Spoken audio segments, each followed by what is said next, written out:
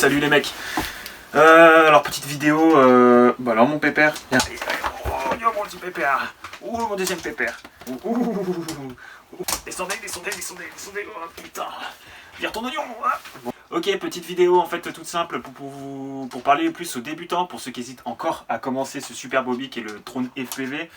J'avais envie un peu de développer un peu de cette vidéo, à stimuler ceux qui hésitent encore à commencer dans cette super discipline. Donc voilà, en attendant, abonnez-vous, partagez ou pas, likez-moi cette vidéo, blindez-moi de commentaires, posez toutes les questions et surtout partagez-la autour de vous. C'est important pour les débutants. Regardez-la encore une fois, si vous avez des questions, n'hésitez pas, je suis là aussi pour ça. Et puis voilà.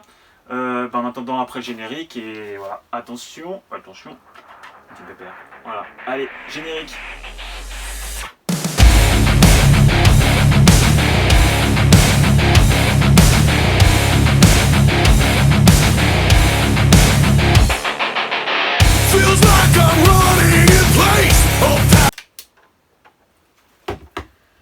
Un petit retour moi sur pourquoi j'ai commencé du coup le FPV, c'est à savoir que en fait tout simplement c'est que depuis gamin en fait avec mon père en fait j'ai énormément fait de modélisme, enfin énormément, j'ai partagé en tout cas le modélisme avec du planeur, donc sans moteur, et voilà le but c'était ça, de partager avec mon père cette passion. Donc du coup j'ai toujours été stimulé dans ce sens là, et surtout avec un ami qui se reconnaîtra dans la vidéo où en fait on avait la passion du modélisme, que ce soit de la maquette, que ce soit de l'avion RC, d'hélico ou autre. Bon, faut avouer que en fait, nos temps de vol ne dépassaient pas 10 secondes. De la merde, ta maquette! Vu qu'on s'y connaissait que dalle, et on faisait n'importe quoi, mais qu'est-ce qu'on a rigolé. Et ça, même peut-être 20 ans après, c'est encore là, c'est encore présent. Vous l'avez pu le constater dans la précédente vidéo, il débute les FPV dans l'épisode 1. Donc c'est lui en fait, c'est donc Cyril en fait à qui j'avais envie de partager, et puis qui était chaud de commencer le FPV, et que voilà, que je transmets la passion. Donc il est encore là, même 20 ans après. Donc et je pense que l'avenir va en dire pas mal. Donc du coup, les années passent. Je pratiquais pas plus spécialement le modélisme ou autre. J'avais un peu arrêté pour des raisons professionnelles et autres. Et un jour, j'étais chez moi, c'était un samedi soir, je naviguais sur YouTube, voilà, je me faisais un peu chier et tout. Et d'un coup, je tombe sur cette vidéo.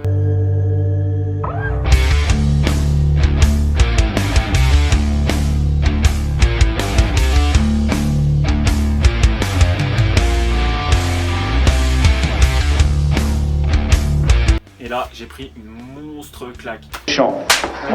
J'avais la possibilité en fait de jouer aux jeux vidéo, mais en réalité. Je sais pas si vous voyez ce que je veux dire. C'était vraiment être assis au bord d'un engin, d'aller hyper vite, d'aller où je veux, de la manière que j'avais envie. Et c'était ultra geek quoi. C'était de la mécanique, c'était de l'informatique, il y avait de la vidéo, il y avait tout ce que j'aimais dedans, réuni en un seul sport. Et ça, j'ai pris une monstrueuse claque. Et à partir de là, je me suis lancé. Donc ouais, je me suis lancé, j'ai commandé mon premier châssis, c'était celui-là. Et ça, c'était en 2016, c'était celui-là, c'était un ZMR 250. Et je l'ai gardé parce qu'il représente beaucoup de choses pour moi, beaucoup de bons moments.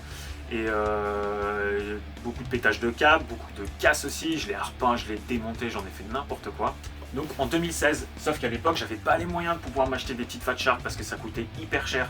Donc du coup, je faisais que du vol à vue, c'est-à-dire que j'avais pas mes lunettes, mais je prenais simplement ma radio, je me mettais dans un champ ou autre et je volais à vue. Le quad était hyper mal réglé, je comprenais pas ce qui se passait, je gérais pas les soudures et les pièces encore une fois coûtaient hyper cher. De plus, on n'avait même pas les groupes Facebook, les groupes Instagram, les groupes Messenger, les groupes Discord ou autre pour avoir quelqu'un qui nous conseille. C'était de la démerde à l'époque. Du coup, je fais quoi? Je lâche l'affaire au bout de quelques temps et je me réveille l'année dernière. Donc c'était en décembre l'année dernière et pareil, je me faisais chier, c'était une après-midi et tout, et je retombe donc sur ce petit châssis puis mes pièces de mon ancien drone. Et d'un coup je me dis putain, c'en est où, qu'est-ce que je peux faire? J'ai envie de recommencer. Donc c'est parti, je remate des vidéos. Donc de 2016 à 2019, je vous laisse faire le calcul. Je peux vous dire quand même pas mal d'années ont commencé et je me rends compte que mon matériel est complètement obsolète. Tout a évolué hyper vite, le matériel, la technologie et les images. Et pour vous la faire courte, j'ai tout oublié, tous les termes, toute la technicité. Donc ça veut dire on repart à zéro. Sauf que cette fois je m'aperçois que il y a énormément de sites où on peut commander, il y a une communauté monstrueuse, on peut retrouver facilement toutes les informations sur internet, mais que j'étais quand même paumé. Donc me voilà reparti dans le drone FPV. Donc à partir de là, ce que j'ai fait, c'est que j'ai recommandé toutes mes petites pièces, je me suis débrouillé tout seul comme un grand, j'ai eu quand même énormément d'aide autour de moi, mais ça fera l'objet d'une autre vidéo. Mais on est là pour pourquoi vous devez commencer, pourquoi vous devez aller jusqu'au bout, pourquoi il ne faut pas en avoir peur. Alors, la première raison. La première raison, elle est hyper simple, hyper évidente, c'est que vous allez acquérir des connaissances. Et ça n'a pas de prix. Ça paraît bête comme ça, mais le don de FPV, avant tout, c'est des copains, c'est des connaissances. Automatiquement, vous allez vouloir vous rapprocher de d'autres personnes qui pratiquent ce sport. Donc, c'est un réseau que vous allez vous créer et vous allez vite vous rendre compte qu'autour de vous, il y a quand même pas mal de monde. Donc, en tout cas, c'est énormément de copains, de partage et d'entraide.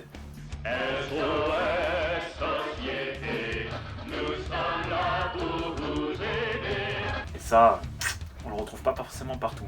La troisième raison pourquoi moi je surkiffe ce domaine, c'est la nature, sortir de chez vous. Et ouais, pour certains ou certaines, peut-être c'était un moyen aussi de sortir, de rencontrer des gens ou pas.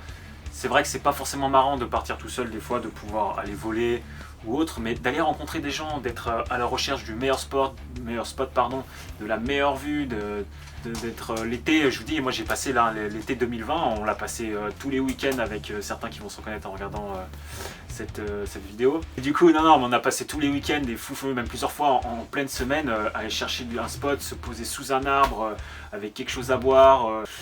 Mais la nature, ouais, aller chercher l'endroit ultime. Alors pour ceux qui sont en ville, c'est sûr que c'est un poil plus compliqué et tout, mais ça n'empêche pas d'aller dans des parcs, de bouger un peu, de prendre son vélo, de prendre sa voiture ou autre, et puis même d'aller à la rencontre de ses potes ou d'autres. Et ça, rien que ça, c'est une raison, c'est la raison pour moi la plus importante. C'est toujours à la recherche du meilleur spot et puis ouais, de prendre l'air à l'extérieur, de sortir de nos écrans, notre routine.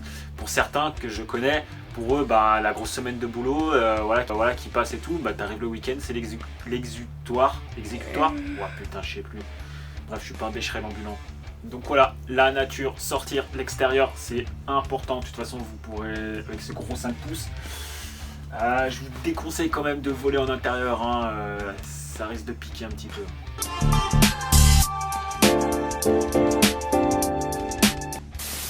Et là, c'est la mécanique. La mécanique, pourquoi? Rappelez-vous, quand vous étiez gamin, pour certains ou certaines, on avait les mécanos. Je ne sais pas si vous vous rappelez ces petites pièces qu'on montait en métal, on devait monter des petites voitures ou autres. Et ben c'est là, c'est exactement le même principe, voire même beaucoup plus simple. Voilà, vous allez acquérir des connaissances mécaniques, savoir comment monter un châssis, peut-être démonter sa radio, démonter ses lunettes ou pas si on a le courage. Et ouais, la mécanique. En deuxième, l'informatique. Et ouais, ces petites bestioles, elles sont reliées à l'informatique. On n'a pas forcément le choix. Tout ce qui est au niveau réglage se gérera sur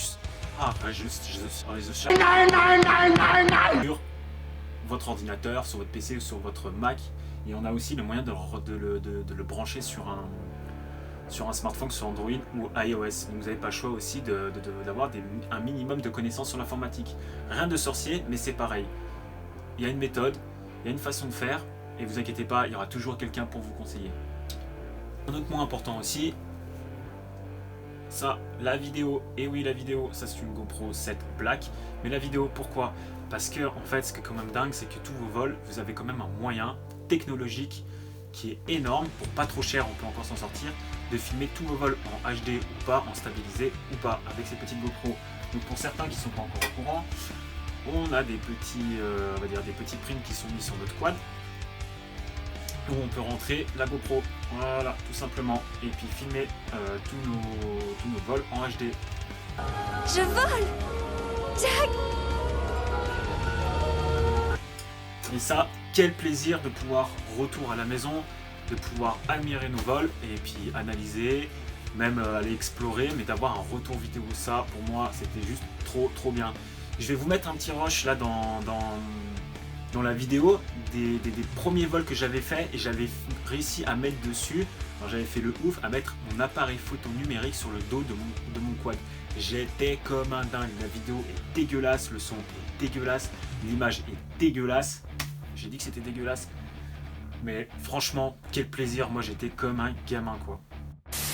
Une fois à la maison, vous vous retrouvez avec cette petite bête. Et oui, votre carte SD que vous pouvez mettre dans votre ordinateur. Sur votre ordinateur, c'est d'apprendre à faire des montages vidéo.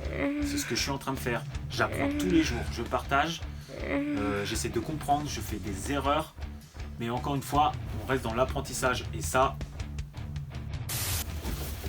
Allez, on va dire l'avant-dernier point, le pilotage. Apprendre à garder son calme, apprendre à se concentrer.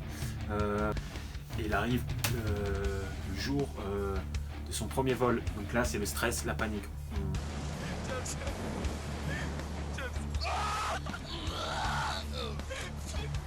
Et là c'est parti pour les premières sensations. Donc là va se mélanger l'excitation, la peur. La peur de quoi? La peur de le casser, de le perdre, de peut-être de faire mal à quelqu'un. Une fois posé votre drone après votre premier vol, cette phase d'excitation et de satisfaction.